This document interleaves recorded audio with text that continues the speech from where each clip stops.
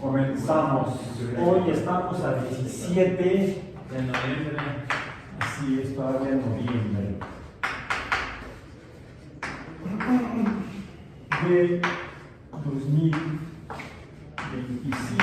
en física biológica. Y aprovechando que aquí todavía queda el espectro de la luz, vamos a ponerlo como era. Rojo, luego ¿cuál sigue? Naranja. No, esas son las de jugo. ¿De qué color son? A veces son anaranjadas. El color es anaranjado.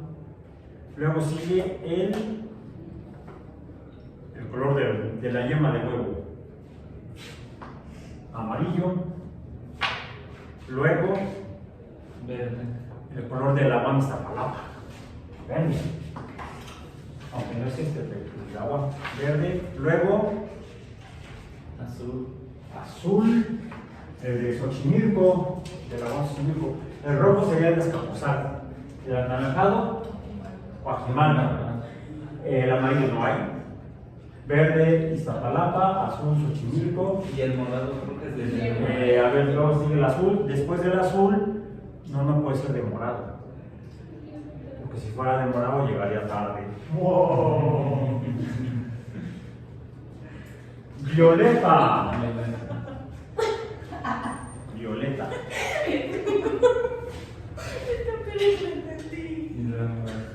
¿Cuál es violeta? Lerma.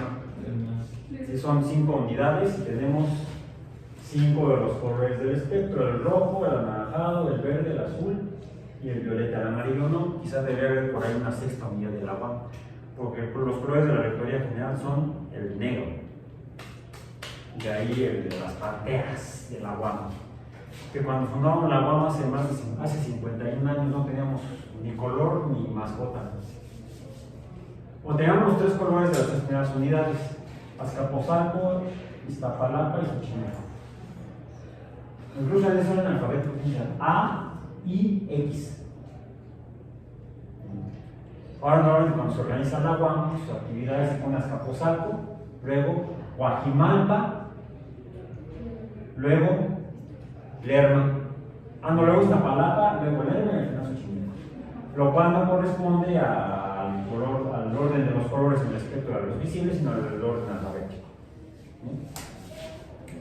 Sí, los colores siempre los hemos tenido las 3 unidades fundadoras. Y teníamos otra mascota, era un perro. Un mastín. Un mastín, no, un mastín, ay, de los de la zona del Mediterráneo. ¿Y cómo se llama? Tenía el nombre de un liniero de los osos de Chicago, Lambert. Sí. Jack Lambert. Era un mastín café, como de este tamaño, más o menos, como mastín, un perrote. Y cuando yo lo conocí, entré a la carrera, en el 79, a la licenciatura en biología experimental, y me metí al equipo de atletismo. Entonces entrenábamos a las 6 de la mañana. A eso llegábamos a entrenar. No a las 6, no a las 7 de la mañana llegábamos a entrenar. A las 6 fue lo del curso de buceo, allá en la alberca olímpica. No, el atletismo era a las 7 de la mañana, llegábamos a entrenar y el que nos recibiera a Buctus. Ahí en la pista, se acababa de entrenar la pista de atletismo. Entonces llegabas a los exteriores, te cambiabas, salías a la pista y ¡no, Buctus! ¡No, Buctus! Sí, Buctus. Terminabas en el piso, o en el pasto ahí todo tirado, todo babeado por fuera. Era un pan de Dios, animalote, pesado como eso. No, masivo, pero ya corriendo era pesado. Masa por aceleración. Fue cuando conocí la física en persona. Fueron mis primeras experiencias universitarias con la dinámica y las fuerzas caninas. Sí, fue el primero. Hubo 2 mascotas. El primero fue Lambert. Después, como ya estaba grande, lo jubilaron y luego lo cambiaron por otro mastín, pero era gris. y es que el equipo de fútbol americano de la Unidad de Iztapalapa teníamos equipo de fútbol americano. Eran los masquines de la UAM. Xochimilco también tenía equipo de fútbol americano. Azcapotzalco no, pero Xochimilco también. Lo que sí nos daba risa era el apodo. Además de que no eran muy buenos, creo que les quedaba el apodo. La mascota, pues en Xochimilco, las ranas salvajes. ¿Cuándo has visto una rana salvaje? No sé, la rana René tal vez. Bueno, que además era verde, no era azul. Bueno, en fin, ya después se fusionaron los dos equipos, eran de liga, no, eran de intermedia los dos equipos. Y Martínez fue campeón muchos años, entonces se quiso llevar el equipo a Liga Mayor, se juntaron los dos equipos y valió madre el asunto. Sí. Lo que sí, de ahí nació la pantera del agua, el guamito. Aunque en aquellos años tampoco tuvimos ni siquiera botarga, ahora tenemos botarga, pero tenemos equipos fútbol americano, bueno, arriba la botarga. ¿Bien? Bueno. Es un poco un breviario cultural histórico de la UAM, para que sepan dónde viven, cuáles son sus antecedentes penales, institucionales. Estuvimos entonces hablando en las últimas semanas sobre la luz y el espectro que de ella sale. La luz blanca que vemos es una ilusión, no existe como tal porque es la combinación de 6 luces de colores diferentes. Sí hay como una gradación aparentemente al pasar de un color a otro, del rojo al anaranjado. Vimos que está el mandarina, que no son ni rojas ni anaranjadas. Entre el anaranjado y el verde, el amarillo, están las naranjas de veras. A veces son anaranjadas, casi siempre están medio amarillentas. Luego tenemos el amarillo limón, que no es ni amarillo ni verde, aunque sí hay limones verdes. Luego tenemos el color agua, o el verde azulado, el azul verdoso, el azul verde. Y luego el que Newton encontró, el índigo. Bueno, más bien lo encontró, el índigo. Y sí, cuando vemos el espectro, si lo vemos con cuidado, han quizá visto fotografías, traten de verlo ustedes con sus... cada que vean que pasen por algún ventanal que tenga el perfil y le esté dando el sol, busquen por algún lado donde está proyectado el espectro. Y sí, vamos a encontrar esas transiciones entre estos 6 colores básicos del espectro, de la luz visible o blanca. Bien. Y con base en las propiedades de reflexión, absorción, transmisión de la luz y otras, llegamos a la conclusión de que la luz es un tipo de onda. Se comporta como onda, debe ser una onda. Si se ve como onda, se refleja como onda, si camina como onda, si nada como onda, no son los patos, ¿verdad? Si nada como pato, vuela como pato, grama como pato, debe ser un pato. Bueno, yo no traje un pato, traje ¿qué es Goofy? Es un perro. A ver, Goofy y Mickey tienen una mascota que es Pluto, que es un perro. Entonces no puede ser un perro. ¿Qué es Goofy? Bueno, cuando yo era niño, en México se le conocía como Tribilín. ¿Alguien no dice el nombre? Sí. Si no, pregunto a nuestro abuelito. Tribilín. O Goofy. ¿Qué es Goofy?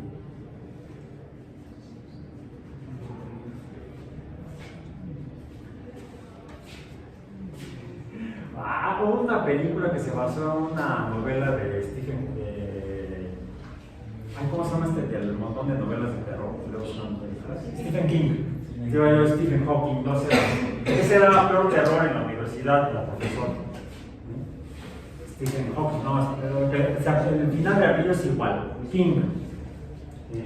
Stephen King, gringo, Stephen Hawking era inglés. Stephen King, la novela se título original en inglés es The Body, el cuerpo. No sé cómo la habrán titulado, no la he visto en español la novela, por cierto. Pero creo que fue a finales de los 80, mediados de los 80, hicieron una película basada en la novela de The Body. Se llamó Cuenta conmigo. No sé por qué le pusieron ese título. De hecho, el título en inglés es Stand By Me. No es The Body. Sí, en los créditos salía ahí, basada en la novela de Stephen King, The Body. Stand By Me. Es más, tenía más el título de una pieza musical que es el tema de la película. Tum, tum, tum, tum, tum, tum, tum, tum, tum, tum, tum, tum,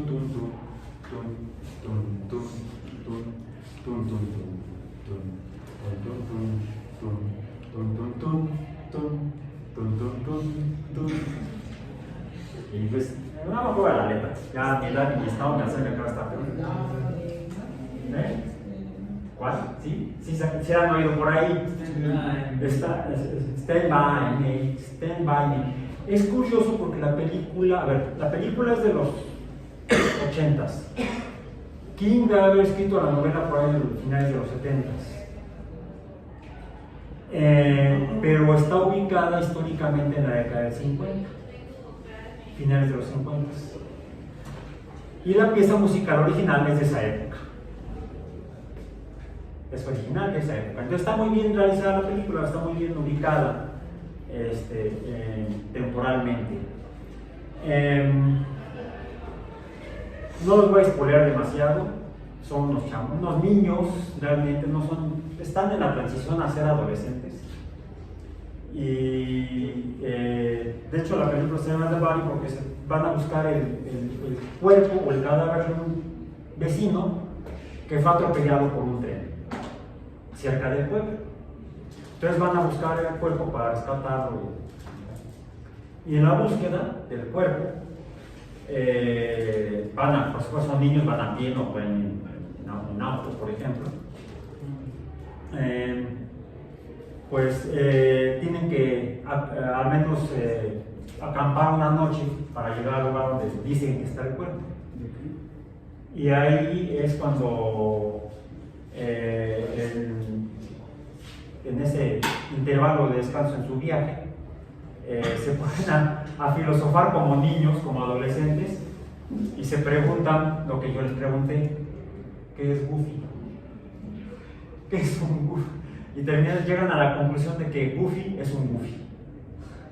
Bueno, si ustedes googlean o investigan qué fue lo que creó Disney a finales de la década del 20, está por cumplir 100 años, si no se ya cumplió 100 años Goofy, como personaje creado por Disney. Pues las caricaturas que hicieron en aquellos años muchos autores, entre ellos Walt Disney, otro fue Walter Lantz, antropomorfizaban animales. ¿Qué es Mickey Mouse? El ratón. Todo el mundo habla ahora del maldito ratón monopolista del cine, ¿no? Ya Disney es dueño de Marvel, es dueño de la franquicia de Star Wars, de National Geographic, etcétera, etcétera. O Fox, no sé quién es dueño de ellos. Pero en aquellos años los caricaturistas, los que luego se convierten en animadores, lo que hacían las caricaturas eran antropomorfizaciones de cosas de la naturaleza como animales. Incluso no solamente animales, también plantas.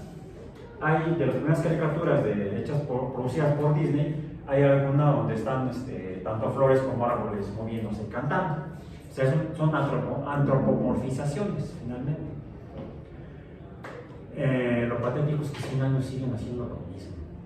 Muchas personas que se dedican a eso, a representaciones gráficas de la naturaleza, lo cual ya me parece como que es estar viviendo en el pasado. Digo, hay que evolucionar, ¿no? Desafortunadamente se usa mucho en la divulgación de la ciencia y eso caricaturiza la ciencia. Me preocupa eso. Pero bueno, eso, preocupación aparte, y ya será mi trauma, lo trataré con mi terapeuta. No hace tiempo que dejé la terapia, se nota, ¿verdad?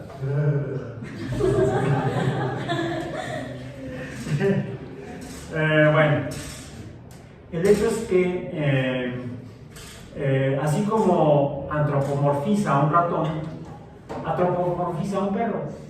Y entonces, ¿qué es Goofy? Es un perro antropomorfo, un perro con forma de humano. Después antropomorfiza, pero ya no tanto, a un pato, a Donald, ¿sí? Y hay personajes más antropomorfizados que otros, hay otros que parecen más al objeto original o al organismo original.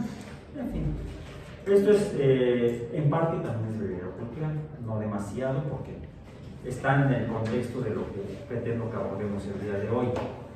Bien, entonces, estuvimos hablando de la luz. Y la luz, Newton la describe y mide, de alguna manera se asigna o desarrolla modelos matemáticos para tratar de explicar qué es la luz. Y él llega a la conclusión de que la luz son ondas. Son ondas, no, déjenme ver, no. Empiezan a dudar y había otro colega de él, contemporáneo por supuesto, pero que vivía en otra región de Europa. Digamos que Newton era inglés, vivía en las Islas Británicas, al sur, siempre vivió al sur de Bretaña, que es la isla mayor. No, en el continente europeo, en los Países Bajos, vivía otro naturalista, podemos decirlo, filósofo, Christian Huygens, dicen que se pronuncia en holandés, Christian Huygens, que también se interesó en ese tipo de cosas, e igual que Newton, que mencioné que Newton hizo telescopios, también Huygens hizo telescopios. Newton, a través de las observaciones telescópicas, pudo hacer mediciones mejores del desplazamiento de los planetas y confirmar así su modelo de la cuarta ley del movimiento, en particular el movimiento planetario o de los astros en general, la ley de gravitación universal. Hawkins, aparentemente no siendo tan excelente matemático como Newton, se abocó más a la observación astronómica y él, sí les mencioné que Galileo, que fue el que inventó el telescopio o transformó al catalejo de objeto de uso marítimo para navegantes a uso astronómico, no solamente observó Venus y Júpiter y descubrió los satélites de Júpiter, sino que también observó Saturno y en Saturno descubrió, antropomorfizó, le hizo a Disney 400 años antes, ¿sí? Antropomorfizó a Saturno, porque lo que dijo es Saturno tiene orejas, y así lo dibujó, un círculo con dos círculos a los lados, como si hubiera sido más o menos Mickey Mouse. Casi le vuela la idea a Disney 400 años antes. Huygens es el primero en observar con mejor resolución, con mejor definición, las formas en Saturno y se da cuenta que Saturno no tenía orejas. Galileo observó a Saturno así. Huygens se escribe así. Creo, si no, verifiquen, no creo que ya por ahí hay una H. Lo dibujo ya más como algo así. Ya déjenme ver. Eso parece más de un platillo volador. Algo parecido a esto. Más o menos. ¿Sí? Más como un disco alrededor de, o un anillo alrededor de Saturno. Posteriormente, otro astrónomo, pero más al sur de Europa, como que el conocimiento se fue escurriendo hacia el sur. Un astrónomo ya en el Mediterráneo de apellido Cassini, lo que observó fue que ese aparente anillo que había descrito Huygens previamente tenía como una ranura en medio. Se le llamó la división de Cassini. Entonces no era uno, sino dos anillos, separados por una división, la división de Cassini. Bueno. Esto nos dice algo muy importante. Aquí en medio estaría Newton, ¿verdad? Es curioso, pero Newton en ninguna de sus obras, a pesar de que sabemos que hizo observaciones astronómicas, ya leí una clase anterior, lo que él escribió en 1686, aparentemente, en los principios matemáticos de la filosofía natural, donde dice que la luz de las estrellas es igual a la luz del Sol, porque vio el espectro de la luz del Sol y el espectro de la luz de las estrellas, y vio que eran iguales o muy parecidos. De ahí que llegó a la conclusión que la luz debe ser igual. Las estrellas deben ser soles muy lejanos, el Sol debe ser una estrella muy cercana. Y entonces, pero ni en los principios matemáticos de la filosofía natural, ni en Optics de 1704, que es donde finalmente se decía escribir ya un volumen estrictamente sobre la luz y su comportamiento, reflexión, refracción, absorción, etcétera, etcétera. Hace descripciones astronómicas tan a su nivel detalladas como hicieron Galileo, Huygens o el mismo Cassini y otros astrónomos en el transcurso de los años, las décadas y los siglos. Pero sí se hizo astronomía, lo inferimos de sus textos, está implícita pero no está explícita. Eso lo que nos muestra es que el conocimiento científico, por ejemplo de la física, se desarrolla de una manera colectiva, colegiada, transnacional, de manera cuasi global, más allá de las sociedades pequeñas, cerradas o ubicadas, localizadas en ciudades, o en regiones, o en naciones, ni siquiera en continentes. Ya para cuando Galileo hace sus desarrollos, pues eso ¿en qué año fue? 1609, lo cita, lo escribe, arma su primer telescopio, empieza a hacer observaciones, y para 1610 está descubriendo los anillos de Saturno, los satélites de Júpiter, la Vía Láctea como un conjunto de estrellas, etc. Para 1610 ya se habían topado los europeos con el continente donde vivimos nosotros, que se le llamó continente americano.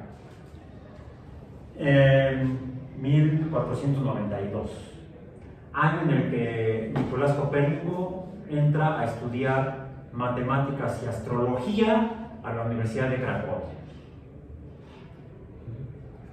En 1492. Quiere decir que habían pasado pues, más de un siglo, el siglo XVI, los 1500, siglo en el cual Copérnico finalmente, después de dejar la universidad sin haberse titulado, desarrolla el modelo heliocéntrico, dejando en la historia de la ciencia al modelo geocéntrico de Claudio Ptolomeo. Y a partir de esta propuesta hipotética de Copérnico, pues se desarrolla realmente tanto la astronomía como, gracias a la astronomía, la física por Galileo y por Newton. Aquí está el nacimiento de la física. A partir de la mecánica.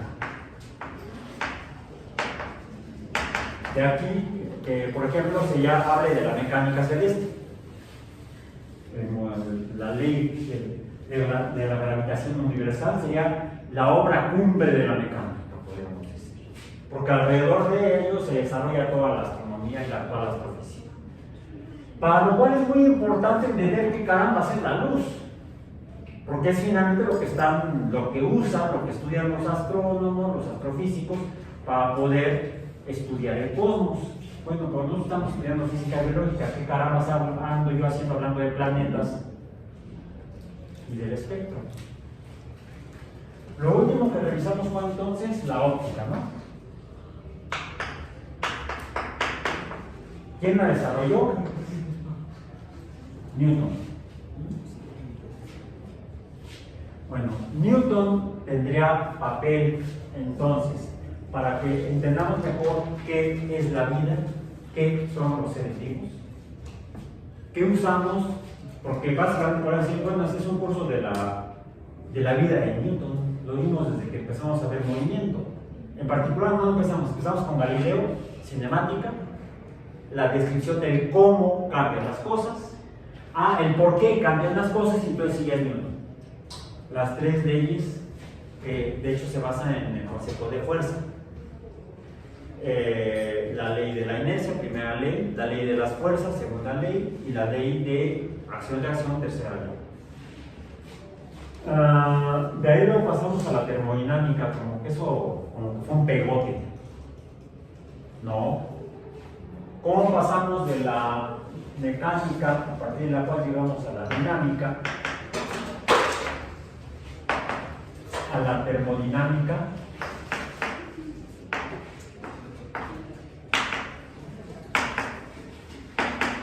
¿Cómo es que pudimos pasar de la dinámica a la termodinámica? ¿Cuándo? ¿Perdón? Por el cambio de fuerzas, ¿no? Por el concepto de fuerza, que se define como el producto de la masa por la aceleración, pero en particular la fuerza ya actuando, esto es el trabajo. Bueno, esto es igual al trabajo. El trabajo es energía, que es lo que estudia la termodinámica. Solo que tuvimos que pasar del trabajo lineal a la fuerza sobre la superficie, sobre de los cuerpos, de la materia, de la masa, que es la responsable de la fuerza. Sin fuerzas, pero sin masa no hay fuerza, porque F es igual a M por A, según la ley de Newton. Sin masa no hay fuerza. Una vez habiendo la fuerza y la materia tiene volumen, son cuerpos, los cuerpos tienen superficies, áreas. Entonces, la fuerza sobre el área es presión, y como la materia también es tridimensional, finalmente no es solamente delta X, sino delta X y Z. ¿Y eso qué es? Delta V, y esto es energía térmica, digamos. La temperatura como medida del calor. Y el calor es una forma de energía. Bueno, de aquí justificamos que hemos ido tratando de entender cómo está conformado el universo. Hay un espacio, hay materia, interactúa, se mueve, cambia. ¿Y por qué cambia? Porque hay fuerzas. ¿Y las fuerzas qué son? Energía. De ahí la termodinámica. Bueno, y luego el pegote entonces la óptica. ¿De dónde salió? ¿Por qué empezamos a hablar de óptica?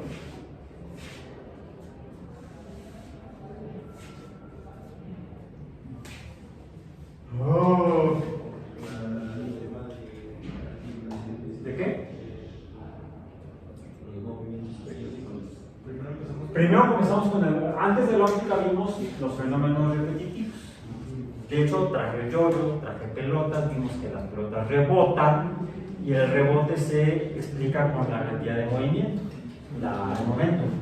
¿Sí? Pero, por cierto, ¿por qué no terminan rebotando así eternamente? Porque la termodinámica describe que hay un tipo de energía que es inútil, no es utilizable, sino es inútil, que es la entropía. Entonces la termodinámica nos ayuda a entender por qué y cómo cambian las cosas. Y en ese cambio, bueno, cómo cambian, pues rebota, sube y baja, y el viejito la trabaja. Pero ¿por qué es que, bueno, podemos considerar que las cosas se repiten?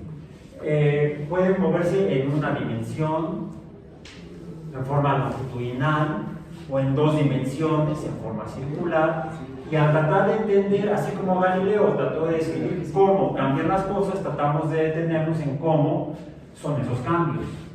Y vimos que esos cambios son repetitivos, y entonces pudimos hablar de fenómenos periódicos. Pero vimos que hay diferentes tipos de fenómenos en la naturaleza que son periódicos. No solamente lo que rebota, no solamente lo que circula, sino lo que medio semicircula, el movimiento oscilatorio de los péndulos, colgantes o invertidos. Y pudimos entonces, de la mecánica, de aquí mismo, de la mecánica, pero de la descripción cinemática,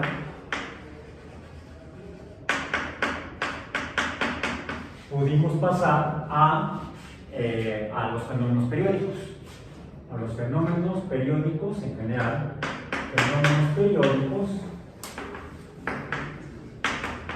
de los cuales unos en particular son muy interesantes porque nos permitieron explicar diferentes fenómenos, que son las ondas.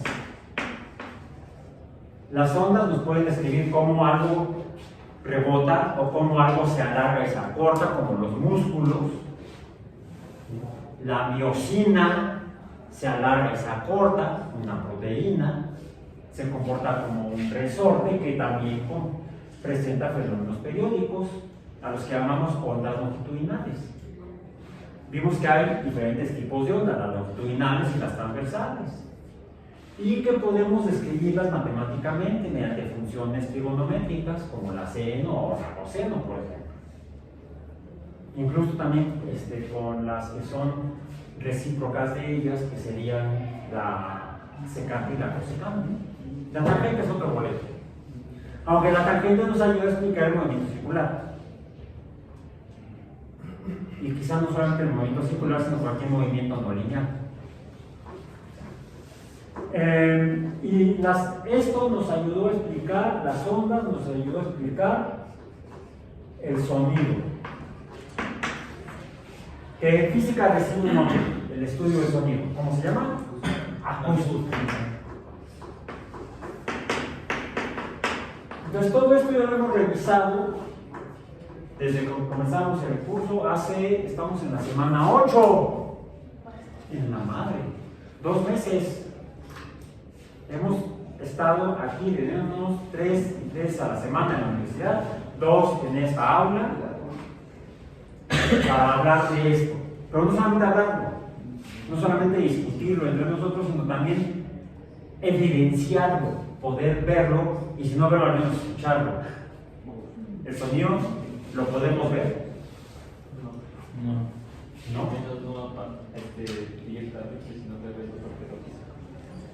A ver, si las ondas como las longitudinales son disminuciones, dijimos que es el aire que se expande y se contrae, y de esa manera se va activando. ¿Qué sucede cuando tenemos una cantidad de masa de gas ocupando volumen, un espacio, y ese volumen se contrae? ¿Qué sucede? La cantidad de masa es la misma, pero ahora el volumen es menor. ¿Qué ocurrió? ¿Cuál es la variable? Me voy a venir por acá porque estoy hablando de sonido. Densidad, que es masa entre volumen. Cuando se contrae, ¿qué ocurre? Pues disminuye el volumen. Si la masa se conserva, entonces aumenta la densidad. Cuando se expande, esa onda longitudinal de gas, porque es una onda sonora, es gas en movimiento, en ondas longitudinales, en dispersión radial, según hablamos en las últimas sesiones, pues es materia que se expande y se contrae, se expande y se contrae, se expande y se contrae. En otras palabras, ¿qué sucede? Hay, por lo tanto, un cambio periódico en la densidad. Han tenido la oportunidad algunas son experimentos, otras son tragedias, pero se han podido capturar en cine o en video, ¿Han podido ver videos de explosiones? Una explosión es una expansión en poco tiempo de materia, por ejemplo, de gas. Si se expande, ¿qué ocurre? De hecho, es lo que causa el sonido de una explosión. La generación de ondas acústicas, ondas mecánicas, masa que se está expandiendo, que empuja al gas que está alrededor, que se ve contraído, se ve una disminución en el volumen y por lo tanto se va expandiendo esa contracción del gas alrededor del foco de la explosión, del punto central de la explosión. ¿Han podido ver videos así? ¿Sí? ¿Les ha tocado verlos? ¿Y cómo se ve? ¿Se ve? No. ¿Se ve la explosión? O sea, se ve la explosión y luego se ve cómo se mueve la camarita. Fíjense bien. Pues sí. ¿Eh? Sí se ve como un pedazo grande de aire que de repente- Como un anillo. Sí. Como en las películas se ven los campos de fuerza. Sí, literalmente son campos de fuerza. Masa, el gas, acelerado, cambiando su posición. De reposo a movimiento. Sí, son campos de fuerza en realidad. Es gas que se va viendo empujado, se va viendo contraído, y como cambia la densidad del aire, el gas, ¿qué ocurre? Este cambio en la densidad, ¿de qué dijimos que dependía de la diferencia de densidades de la materia? De la refracción. Por eso es que se ve esa especie como de burbuja que se expande. Porque el aire cambia su densidad y refracta la luz. Yo puedo ver videos tomados con luz del sol a pleno día, algo que estalla, explota y empuja el aire. Busquen los que son más. Es más conveniente para ver bien esto, buscar videos donde se realizan explosiones de manera controlada, explosiones de una gran cantidad de materia que logre una gran cantidad de cambio o trabajo, una gran cantidad de energía involucrada. Y afortunadamente ha habido locos que les han pagado por eso. Hubo una serie de televisión hace ya un buen rato que fue buena, de hecho duró más tiempo del que pensaba, hubo muchos episodios, que fueron ¿cuáles? Los cazadores de mitos, Mythbusters, cuando ese canal era bueno. Discovery, ahora son puras brujas, extraterrestres y fantasmas. Creo que todavía existe por ahí haciendo eso, como History Channel y Nat Geo, que ahora son un asco. La mayor parte de lo que publican. Bueno, busquen videos de Mythbusters donde hacen estallar un camión de volteo, de esos que revuelven cemento, una revolvedora de cemento. La hacen estallar en un lugar controlado y se ve claramente cómo se expande la materia debido a la densidad. Todavía no es el tema de hoy. Estoy recapitulando. La refracción, entonces, ¿qué provoca también? O sea, todo está ligado. Todo está ligado. Son las 13:28 minutos. Desde la cinemática que vimos de Galileo, pasando a la dinámica, la termodinámica, los fenómenos periódicos, la acústica, la óptica, hasta ahorita todo ha estado ligado realmente. La física, el universo es uno y para entenderlo usamos la física que es una, solo que de manera un tanto histórica como artificial se ha dividido en cachitos. Así lo han organizado los filósofos de la física, dando lugar al reduccionismo del conocimiento en cajitas pequeñas. Se le llama inicialmente positivismo a este enfoque de conocer la naturaleza, finalmente da lugar al neopositivismo.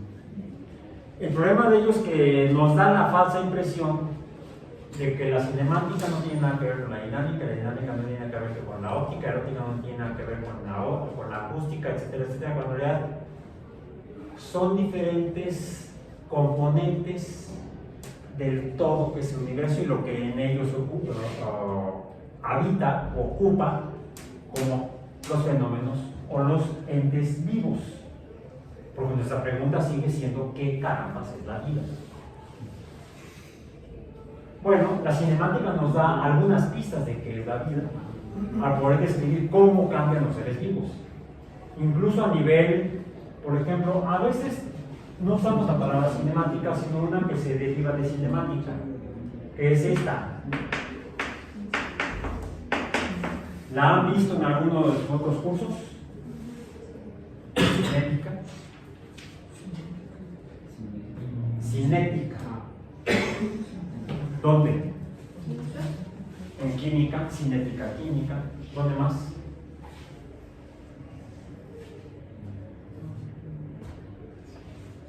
Creo que todavía les tocó estructura y función celular. ¿Sí? No, todavía no. No, ya no les tocó. Pero se me olvida que este es el segundo trimestre. Ya no van a llevar, están llevando entonces ¿qué? Bioquímica básica. Y en bioquímica básica también usan esto. ¿Para qué? ¿En qué parte del curso? ¿En qué parte del programa? Ya mencionaron la cinética química. ¿No es el transporte? No.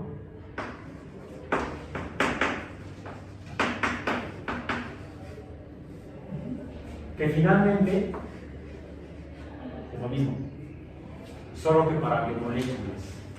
Algunas en particular, no todas. Hay 4 grandes grupos de biomoléculas: los azúcares o glúcidos, las grasas o lípidos. ¿Cuáles? Las proteínas o prótidos, pues son glúcidos, lípidos, prótidos y estúpidos. No son otros. No, ácidos nucleicos. Bueno, son un tipo de ellas las que llevan a cabo las reacciones químicas en los seres vivos, que son las reacciones enzimáticas. Y son las, azúcares, grasas, proteínas y ácidos nucleicos. ¿Cuáles llevan a cabo estas reacciones químicas? Proteínas. Unas en particular cuya función es hacer esto, no darle estructura a las células o movimiento como la miosina. La miosina es una proteína ¿de qué tipo? ¿Qué función realiza? La miosina.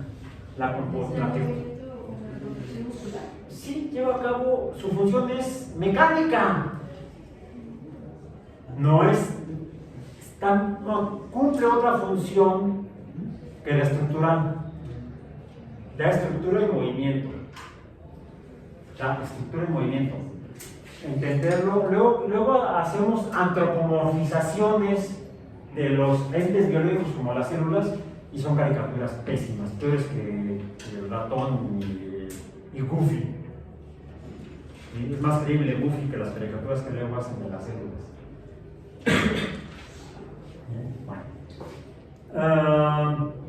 Entonces, la cinética nos ayuda a explicar los cambios en la materia, los cambios en la materia viva, ¿sí? Que son las enzimas, que son proteínas catalizadoras de las reacciones químicas. No son necesariamente las involucradas directamente en las reacciones químicas, porque nos interesa que la glucosa se fosforile. ¿Y cómo sucede? Pues porque hay un intermediario, un catalizador que es la glucosacinasa, la fosfoglucosacinasa, una enzima que cataliza la fosforilación del carbono de la glucosa. Una vez que la glucosa ha entrado al citoplasma atravesando la membrana celular. Bueno, ok. Continuemos con esto. Entonces, y la bioquímica de las enzimas es lo que nos ayuda a explicar de dónde viene la energía que mueve a las células, que las mantiene vivas. Pero esa energía de dónde viene.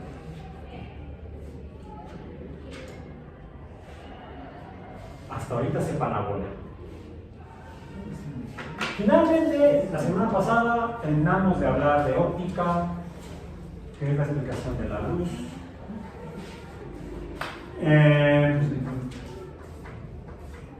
Pero hay por ahí algunos fenómenos que parece que podrían relacionarse con lo que ya vimos. La luz misma. ¿Bien? La luz misma. Y otro fenómeno que se parece al de la luz. Bueno, no se parece. Acompaña a la luz de alguna manera. Bien. Y es por eso que traje no solamente a Goofy, sino no cualquier Goofy, ¿sí? Sino al Goofy vikingo. ¿Por qué el Goofy vikingo? ¿Cómo se explicaban los vikingos algunos fenómenos de la naturaleza? Por ejemplo, uno que también se lo explicaban los griegos, que podría parecerse como reproducción aquí ahorita, algo así como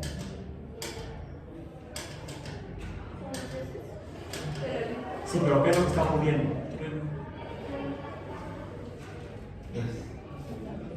Era necesario porque no tenemos aquí, ya no es temporada, ya pasó el buen fin, dice, no es cierto, todavía en algunos lugares eso, porque hoy la UAM hasta en esto es diferente. Hoy ¿qué se vinieron a la universidad? ¿Del metro? ¿Trolebús? Caminando, bueno, hasta caminando se da uno cuenta que hay menos gente en la calle.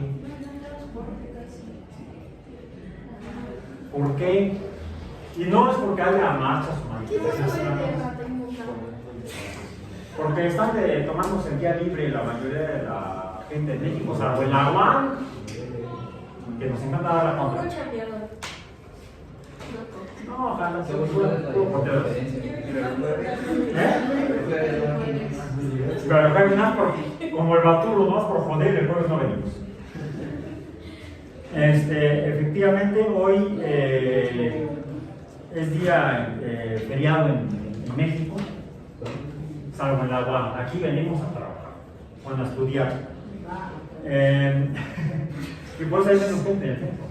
Entonces, no es por cosa de temporada, por cosa de día. Pero ya se ha fijado que ya no ha llovido. Y no es temporada de lluvia. Ya pasó. Ya está terminando la temporada de lluvia, por ahí llegará una llovizna más adelante. Si baja mucho la temperatura y hay suficiente humedad en el ambiente, el agua se condensará y se precipitará. Agua-nieve. Y nos damos cuenta que es eso porque en las partes más altas, alrededor de la Ciudad de México, en el Ajusco o en los volcanes, en Popo y Iztaccíhuatl, amanecen nevados.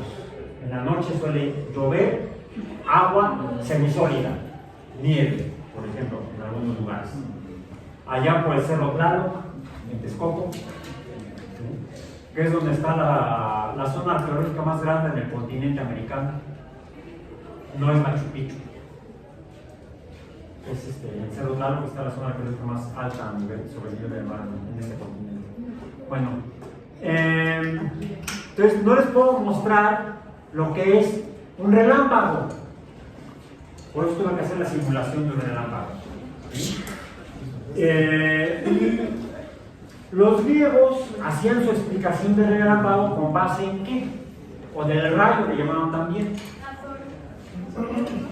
No, los griegos. Los griegos.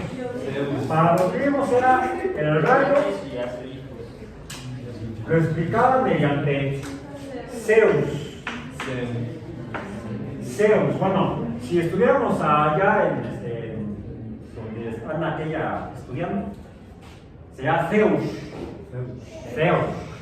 Sí, es una pero donde la lengua está en la parte alta del paladar.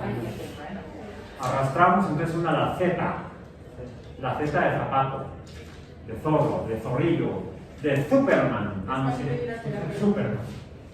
Zeus. Entonces son algo así como una especie de TH, ¿no? Como el T. Y la TH suena como D latina. ¿Sí? Zeus, Deus ex machina. ¿Cómo se dice Dios en latín? Deus. Es el mismo. Le siguen rezando a aquel, el del rayo. Viven en el error. Bueno, yo por eso mejor me voy con los vikingos. Decía un tío que, todos somos vikingos. Nosotros somos vikingos, somos descendientes de vikingos en la familia.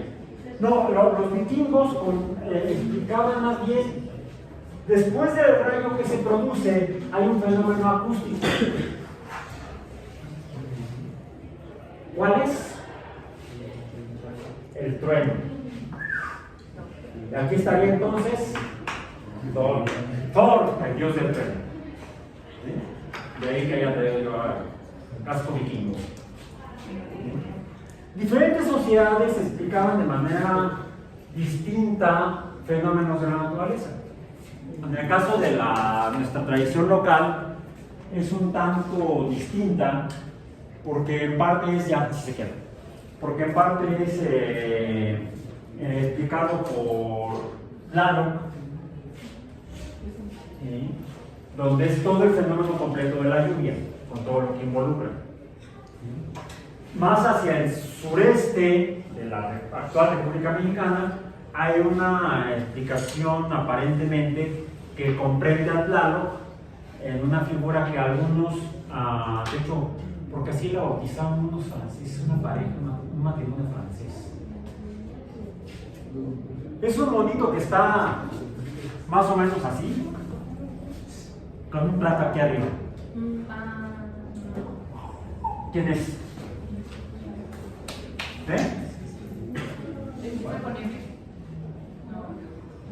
Está acostado, recostado, viendo de lado y con un plato. ¿Con qué les empieza? No me acuerdo. Ya no sé, me está mejor.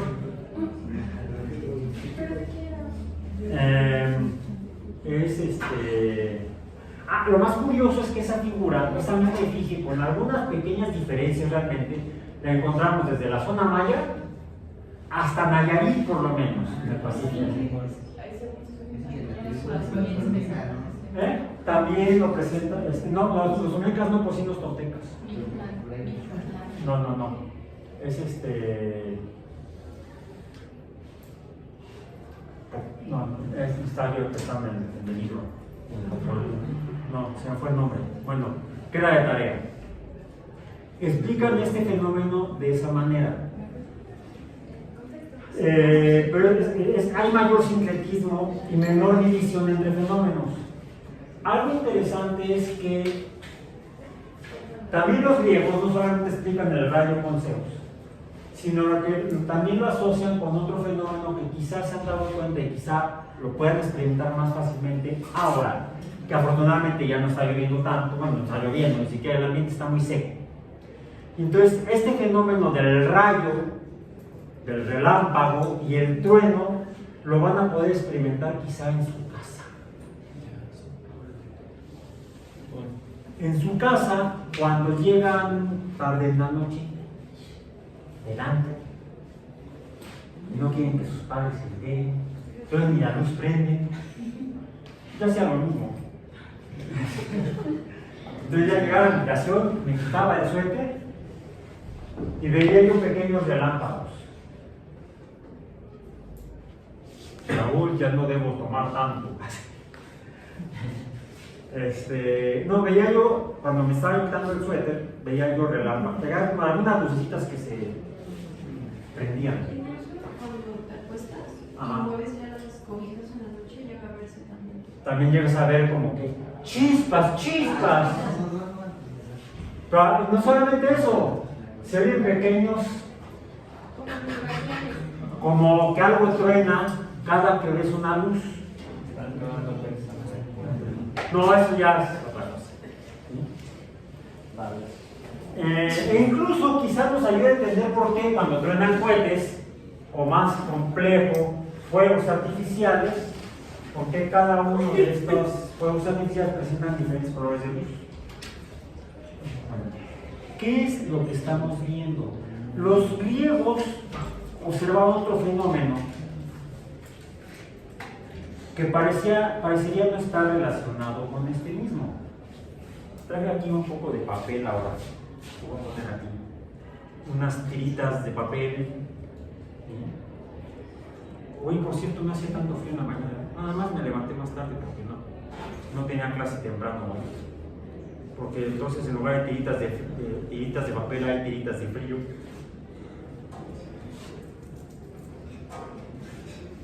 Son tiritas de papel. Voy a dejar esta aquí que es más grande. Y ocurren este es un fenómeno que observaban los griegos hace más de 2000 años.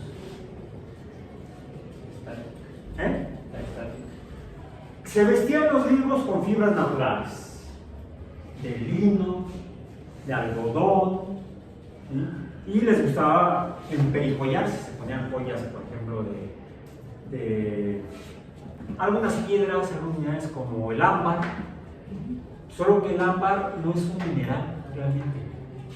Ahora sabemos que es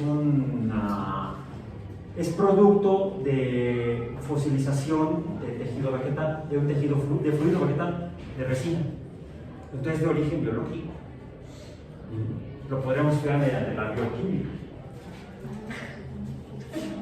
¿Y qué ocurre? Ay, no. Vamos acá.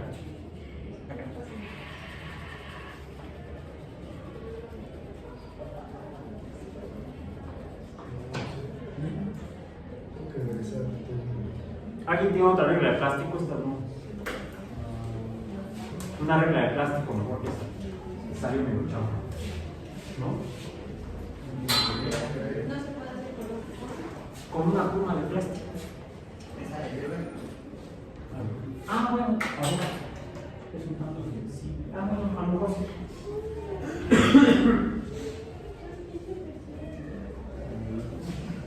Ah, sí, mira. ¡Oh!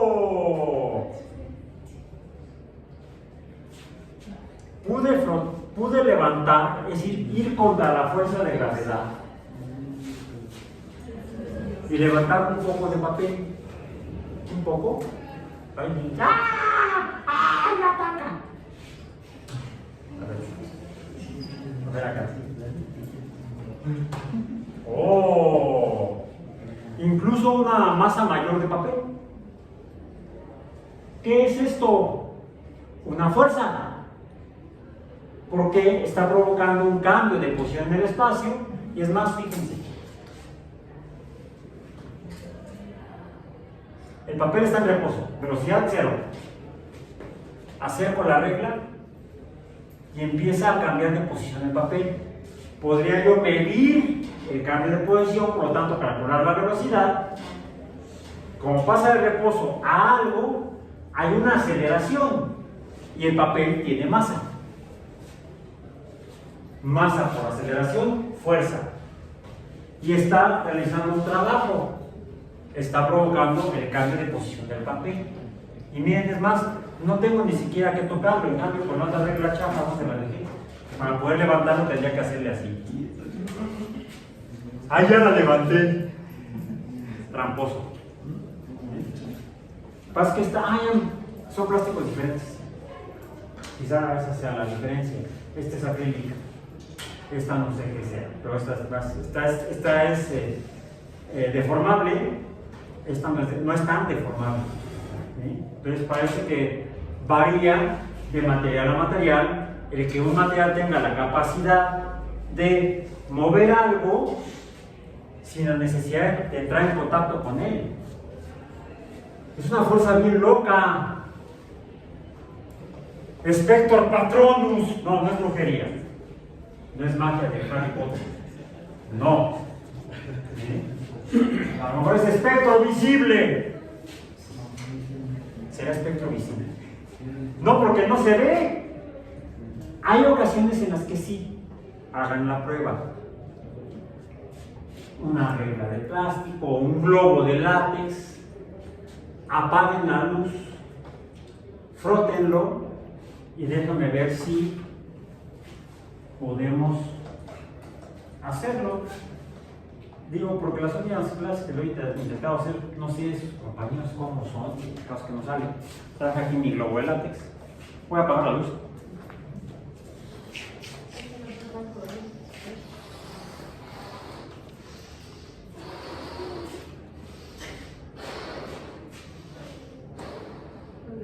Y necesito otra víctima, digo otro voluntario. Otra víctima. Alguien que quiera venir a hacer una experiencia aquí, a ver si es posible. A ver si, ven. Voy a ver, fíjense. Solamente es rojo. ¿Hay algún efecto? ¿Cambio en ella? No, sigue siendo la misma. Es más, lo acerco a tu nariz, voltea para acá. ¿Pasa algo? No, no pasa nada, ¿verdad? Voy a frotarlo.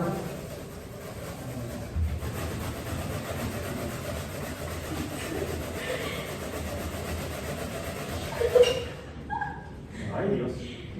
A ver. ¿Sí? ¿Sí sentiste? Ajá, sí tronó algo. Sí, tronó algo, como un pequeño trueno. Y si estuviera más oscuro, quizá podríamos ver el pequeño relámpago. No, ya no. Bueno, quizá porque ya interactuamos y parte de lo que le puse al globo, le debo haber puesto algo al globo, pero cuando lo acerqué a ella, no pasaba nada, no había ningún cambio, estaba en reposo todo, no cambiaba nada. En cambio ahora lo acerco, pues se te para allá. ¿Te pusiste algo en el cabello? Y aún así, a ver, hacia allá. No se bien de mí porque no me lo planché. Producción alcanza a ver si aquí Sí. algunos cabellos Poquito. se unen al globo, son atraídos por el globo. Ya puedes regresar, puede ser de dejar de ser atraída por la curiosidad. Ahora, prende a luz, por favor. Tráigame una copa de vidrio.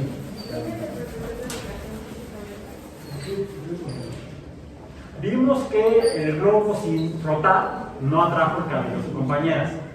El globo frotado sí atrajo el cabello.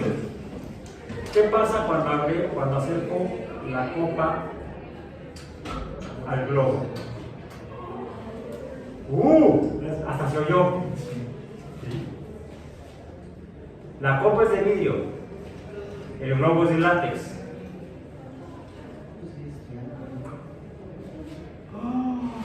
Hay una fuerza porque el globo tiene masa,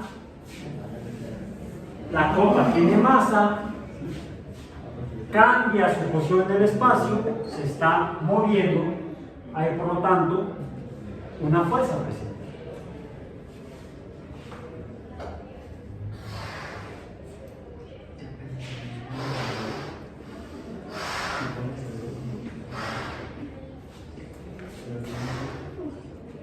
Mismo tamaño, más o menos, ¿no?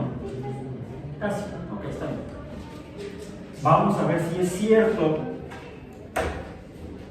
Y ocurre lo mismo que en el caso del cabello de su compañera antes de frotar el globo. Acerco la copa y no hay la misma atracción, no hay el mismo cambio de posición. Para que haya cambio de posición o que se jalen, el globo debe haber sido frotado. Esto lo voy a volver a frotar y esto lo voy a dejar sin frotar. Si tuviera que ver con la frotación, pues debería pasar con este globo lo mismo que con la copa de vidrio. ¿Sí? Debería atraer. Vamos a ver.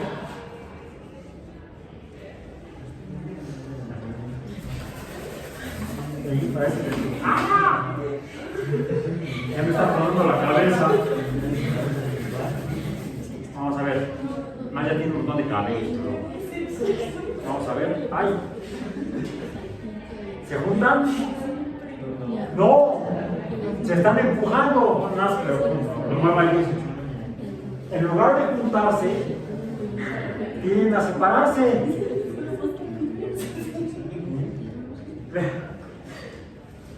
Entonces, aparentemente no tiene que ver directamente con que lo frote o no lo frote, sino con el tipo de material que forma la materia, el tipo de sustancia.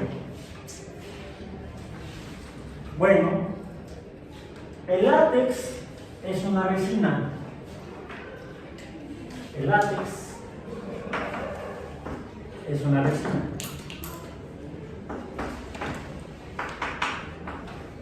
Igual que el ámbar que usaban los griegos, y los griegos observaban este fenómeno en sus fibras, en su ropa. El ámbar atraía a las fibras de tela, como el globo, como la regla, y como el globo flotado sí. Es igual. Los dos son globos de látex. ¡Bum! ¡Bum! ¡Bum! ¡Bum! ¡Bum! ¡Bum! Bien. Veamos aquí.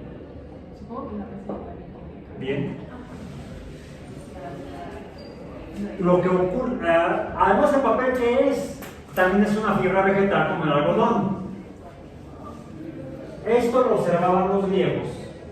Y ámbar en griego se llama, en griego el ámbar es la palabra, lo voy a escribir con letras latinas.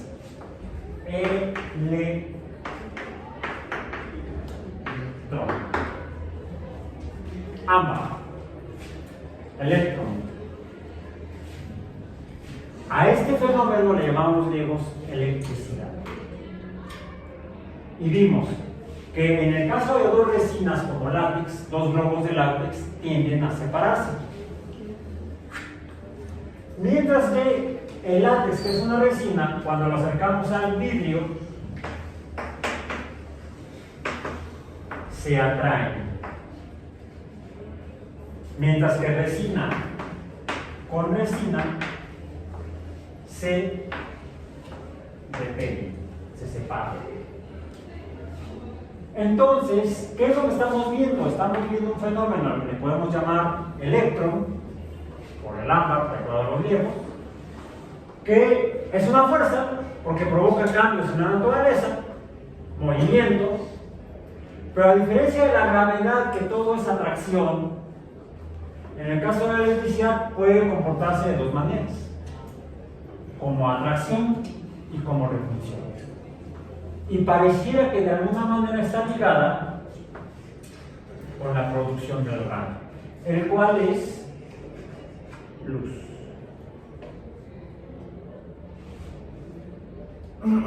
Y entonces